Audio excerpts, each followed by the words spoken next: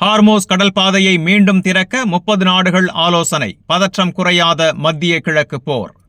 மத்திய கிழக்கில் America, Israel, Iran இடையேயான போர் இன்னும் பதற்றத்துடன் நீடித்து வரும் நிலையில் முக்கியமான புதிய திருப்பங்கள் வெளியாகியுள்ளன. அமெரிக்க அதிபர் சுமார் ஒரு மாதமாக நீடித்து வரும் இந்த போருக்கு முற்றுப்புள்ளி வைக்கும் நோக்கில் ஈரானுக்கு சமாதான திட்டத்தை அனுப்பியுள்ளார். இந்த வாரம் செவ்வாய்க்கிழமை அவர் இதுகுறித்து நம்பிக்கையுடன் கருத்து தெரிவித்துள்ளார். இதே நேரத்தில் ஈரான் தலைநகர் எதிர்ப்பு இல்லாத எண்ணெய் கப்பல்கள் ஹார்மோஸ் கடல் பாதையை கடந்து செல்ல அனுமதி வழங்கப்படும் என்று அறிவித்துள்ளது. உலகளாவிய எண்ணெய் மற்றும் எரிவாயு வர்த்தகத்தில் சுமார் 20% இந்த கடல் பாதையின் மூலம் நடைபெறுவதால் இது மிக முக்கியமான அறிவிப்பாக பார்க்கப்படுகிறது.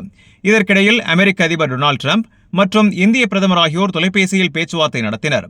பிப்ரவரி 28ஆம் தேதி போரின் தொடக்கத்திற்கு பிறகு இரு தலைவர்களும் முதல் முறையாக தொடர்பு கொண்டது இதுவாகும்.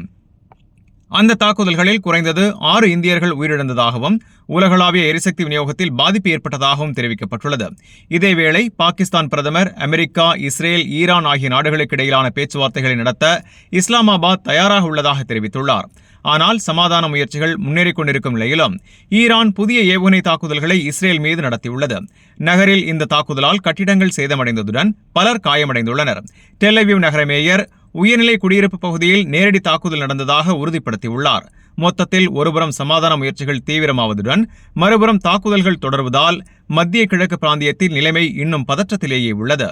இந்த செய்தி உங்களுக்கு பயனுள்ளதா இருந்தா வீடியோவை லைக் பண்ணுங்க, உங்க கருத்தை கமெண்ட்ல பதிவு பண்ணுங்க. மேலும் வளைகுடா மற்றும் உலக செய்திகளை உடனுக்குடன் பெற Gulf 360 நியூஸின் தமிழ் சேனலை சப்ஸ்கிரைப் பண்ண மறந்துடாதீங்க.